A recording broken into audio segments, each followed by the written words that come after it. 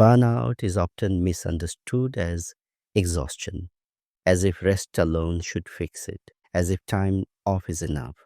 But for many autistic and PDA children, burnout is not simple tiredness, it is collapse. It is what happens when a nervous system has been asked to endure too much for too long without safety.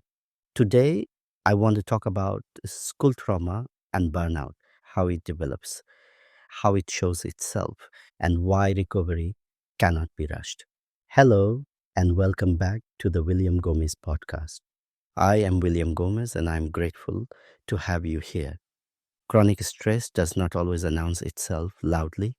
Often it accumulates quietly, day after day of bracing, of complying, of monitoring, of suppressing distress. For PDA children, school can become a place where the nervous system never stands down. There is no true rest, only survival between demands. Over time, the body adapts by narrowing. Energy drops, motivation disappears, skills that were once available fade. This is not regression in the way people assume. It is conservation. The nervous system pulling back to protect itself. Burnout in autistic and PDA children often looks different from what adults expect. It can look like withdrawal, like increased avoidance, like sudden intolerance of things that were once manageable. Children who once coped now cannot. Children who once attended now refuse. Children who once engaged now seem unreachable.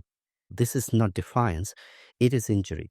When the stress becomes chronic, the nervous system eventually collapses out of high alert, not into calm, but into shutdown. Recovery from this state is slow, not because the child is unwilling, but because the system has learned that environments are dangerous. Trust has been broken, and trust does not return on command. This is why recovery is nonlinear.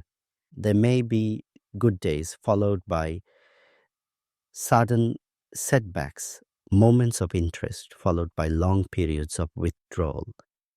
These fluctuations are not failures, they are signs of a system cautiously testing whether it is safe to re engage.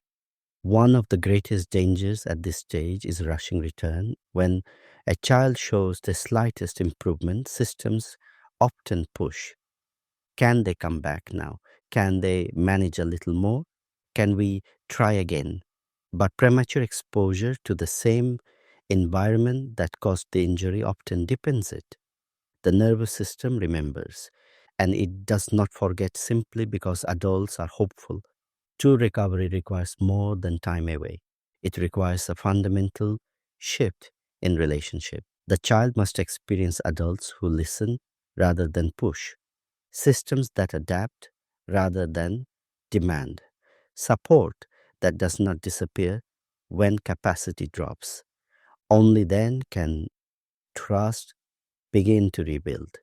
Rebuilding trust in systems is one of the hardest parts of recovery. Many PDA children have learned that systems prioritize attendance, performance, and compliance over well being. Words alone do not repair that. Safety must be demonstrated repeatedly through patience, through flexibility, through a willingness to slow down far beyond what feels comfortable to adults. Progress during burnout recovery does not look impressive. It looks like small returns of interest, brief engagement without pressure, moments of ease. These are not signs that the child is ready to resume life as before. They are signs that life is beginning to feel possible again. Burnout is not the end of learning, but it is a warning, a signal that the cost of coping has been too high. When we respond to burnout with urgency, we reinforce harm.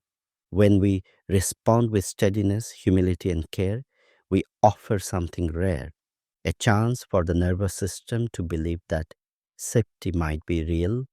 And when safety returns slowly, unevenly, And on the child's terms, capacity can return too, not as it was, but in a way that no longer requires survival. Thank you for listening. This is the William Gomes Podcast. Take care of yourself. Stay curious. And if you found this episode helpful, you are very welcome to follow, share, leave a comment or a rating. I will speak with you again soon.